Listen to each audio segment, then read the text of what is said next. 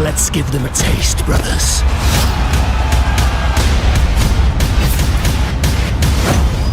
Hey, welcome to Attack the Stack. If you like that, try this.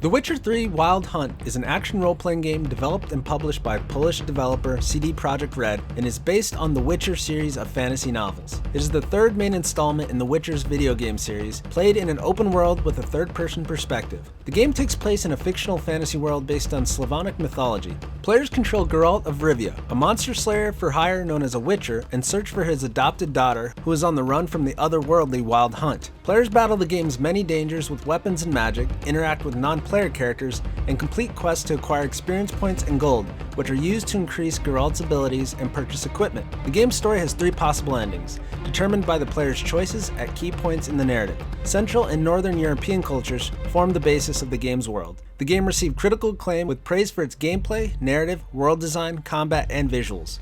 It received numerous Game of the Year awards and has been cited as one of the best video games ever made.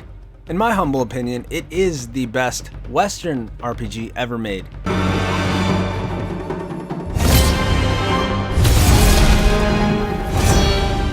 I am samurai. Ghost of Tsushima is an action-adventure game developed by Sucker Punch Productions and published by Sony Interactive Entertainment. It follows Jin Sakai, a samurai on a quest to protect Tsushima Island during the first Mongol invasion of Japan. Played from a third-person perspective, the game features a large open world without waypoints, which can be explored without guidance. An item that acts as a grappling hook is also available to access difficult-to-reach areas. Players can engage in direct confrontation with enemies using weapons such as Itachi, which can also be used to chain up a series of fatal strikes after highlighting specific enemies. Alternatively, using stealth allows players to evade enemies and strike them silently with tools such as firecrackers to create distractions, smoke bombs to disorient alerted foes, and kunai for striking multiple enemies. 1 versus 1 dueling with non-playable characters is also optional. Ghost of Tsushima received several award nominations and wins. If there is one game out there that modeled itself after Assassin's Creed in recent memory, it's this game. And it's definitely deserving of the comparison. It's great, check it out. You might as well call it Assassin's Creed Tsushima. You fight for Mordor! You fight for the Bright Lord! Middle-earth: Shadow of War is an action role-playing game developed by Monolith Productions and published by Warner Bros. Interactive Entertainment. Shadow of War continues the previous game's narrative, which is based on J.R.R. Tolkien's Legendarium and is set in between the events of Peter Jackson's The Hobbit and the Lord of the Rings film trilogies, from which the game takes plenty of inspiration. The player continues the story of the Ranger Talion and the spirit of the Elf Lord Celebrimbor, who shares Talion's body as they forge a new ring of power to amass an army to fight against Sauron. The game builds upon the Nemesis system introduced in Shadow of Mordor, allowing Talion to gain followers from several races of Middle-earth, including Uruks and Olags, and plan out complex strategies using these to complete missions. Shadow of War had a generally positive reaction from critics, and praise was aimed towards the gameplay and an improved Nemesis system. I think the Nemesis system should be in the conversation for the single best new and innovative gameplay mechanic of this past generation. It's that good, and it really sells this game and its predecessor for me.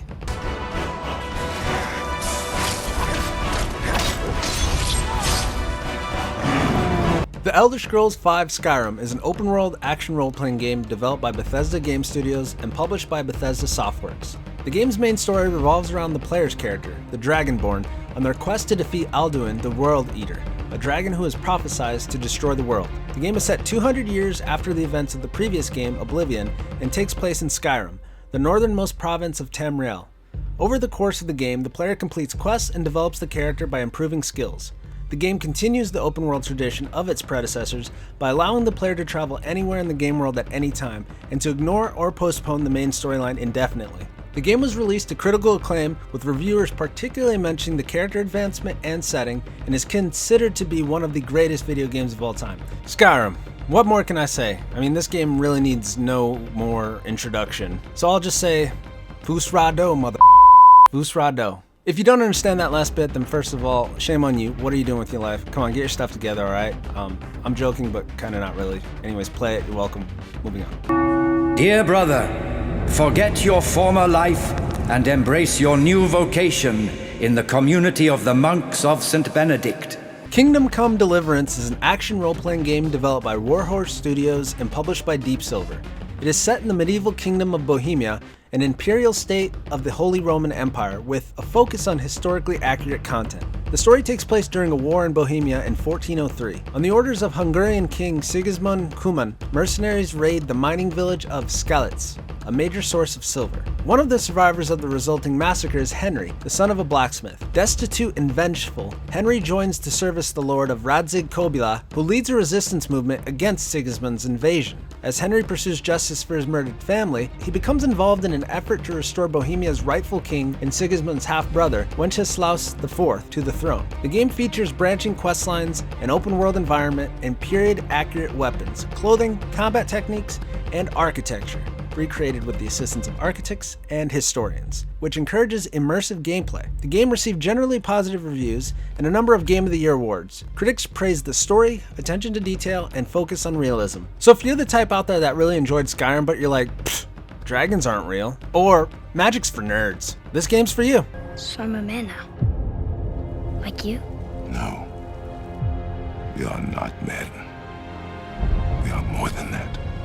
God of War is an action-adventure game developed by Santa Monica Studio and published by Sony Interactive Entertainment. It is the 8th installment in the God of War series, the 8th chronologically, and the sequel to God of War 3. Unlike previous games which were loosely based on Greek mythology, this installment is rooted in Norse mythology, with the majority of it set in ancient Scandinavia in the realm of Midgard. For the first time in the series, there are two protagonists, Kratos, the former Greek god of war, who remains the only playable character, and his young son Atreus. Following the death of Kratos' second wife and Atreus' mother, they journey to fulfill her request that her ashes be spread at the highest peak of the 9 realms. Kratos keeps his troubled past a secret from Atreus, who is unaware of his divine nature. Along their journey, they encounter monsters and gods of the Norse world. A major gameplay change is that Kratos makes prominent use of his magical battle axe instead of his signature double-chained blades. God of War also uses an over-the-shoulder free camera with the game in one shot, as opposed to the fixed cinematic camera of the previous entries. It was the first 3D AAA game to use a one-shot camera. The game also includes role-playing video game elements, and Kratos' son Atreus provides assistance in combat. God of War received universal acclaim for its story, world design, art direction, music, graphics, characters, in particular the dynamic between Kratos and Atreus, and combat system. It also received a number of perfect review scores. Among other awards and nominations, God of War was awarded Game of the Year by numerous media outlets and award shows. This one's much less of an open-world action RPG like Assassin's Creed Valhalla is, and more so of just a really good game with the setting and plot revolving around Norse mythology. So this one's for all you would-be Vikings out there. They can break you, but not your promise. Even death won't keep you apart. Hellblade: Senua's Sacrifice is a dark fantasy action-adventure game developed and published by the British video game development studio Ninja Theory. Inspired by Norse mythology and Celtic culture, the game follows Senua, a picked warrior who must make her way to Helheim by defeating otherworldly entities and facing their challenges in order to rescue the soul of her dead lover from the goddess Hela. The game blends several genres including hack and slash, puzzle solving, and psychological horror. The game's narrative serves as a metaphor for the character's struggle with psychosis, as Senua, who suffers from the condition but believes it to be a curse, is haunted by an entity known as the Darkness, voices in her head known as Furies, and memories from her past. To properly represent psychosis, developers worked closely with neuroscientists, mental health specialists, and people suffering from the condition. Hellblade was well received by critics who praised it as a work of art and applauded its uncommon choice of revolving around psychosis, the quality and uniqueness of its approach of the condition, and its story and main character. Its overall presentation along with Melina Jurgensen's performance were also considered superior in quality to what independent games usually provide. In my mind, this game is at the forefront of the discussion, not only as games as art from this past generation, but as games as a medium for understanding and change. Please play this, please be excited, please enjoy.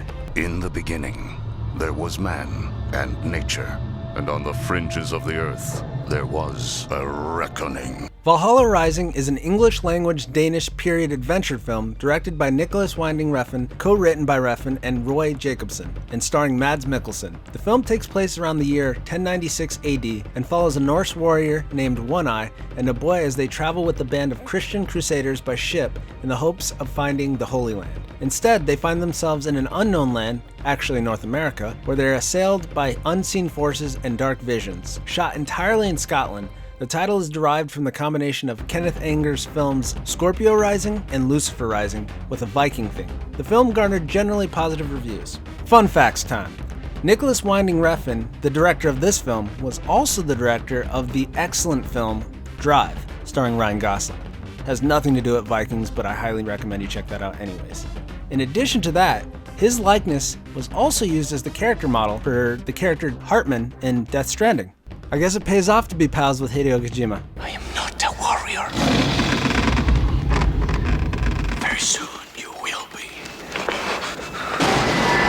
The 13th Warrior is an American historical fiction action film based on Michael Crichton's 1976 novel Eaters of the Dead, which is a loose retelling of the tale of Beowulf combined with Ahmad ibn Fadlan's historical account of the Volga Vikings. A Muslim ambassador exiled from his homeland, Ahmad ibn Fadlan, finds himself in the company of Vikings. While the behavior of the Norsemen initially offends Ibn Fadlan, the more cultured outsider grows to respect the tough, if uncouth warriors. During their travels together, Ibn Fadlan and the Vikings get word of an evil presence closing in, and they must fight the frightening and formidable force which was previously thought to exist only in legend. This is an underrated film, and it scared the shit out of me when I was a kid, especially that last 30 minutes. If you need more convincing, it's directed by the same guy who did Die Hard, John McTiernan. I am Beowulf! Beowulf is a 3D computer animated fantasy action film directed and co-produced by Robert Zemeckis, written by Neil Gaiman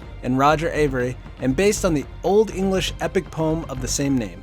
The film features human characters animated using live-action motion capture animation. The film received moderately positive reviews from critics who complimented the visual effects, motion capture, and voice acting. If you're not already familiar with the classic story of Beowulf, allow me to summarize. This guy comes to town. The king's like, hey, there's this monster attacking us while we're drinking mead. So then Beowulf's like, fine, give me some money and maybe some mead and I'll go take care of him. So then he's like, okay. And then Beowulf goes and takes care of him. And then they're drinking the mead and celebrating, and then the monster's mom comes, and then shit happens. And then some more shit happens, but I'll let you find out the rest, because I wouldn't want to spoil the last 10% or so. It's not about the story here, people. It's about the execution. It's about the visuals, particularly in this adaptation of the classic. So it's definitely more than worth checking out.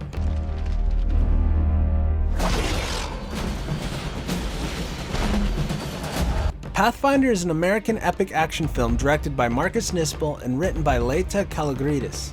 A Viking boy named Ghost is adopted by the Wampanoag tribe after surviving a shipwreck despite a legend that death and destruction will follow the boy wherever he travels. Over the course of a decade, the young Norseman grows into a fierce warrior and battles against rampaging Vikings who slaughter the tribes. He defends the woman he loves by waging a one-man war against his countrymen and becomes the savior and defender of the Wampanoag people.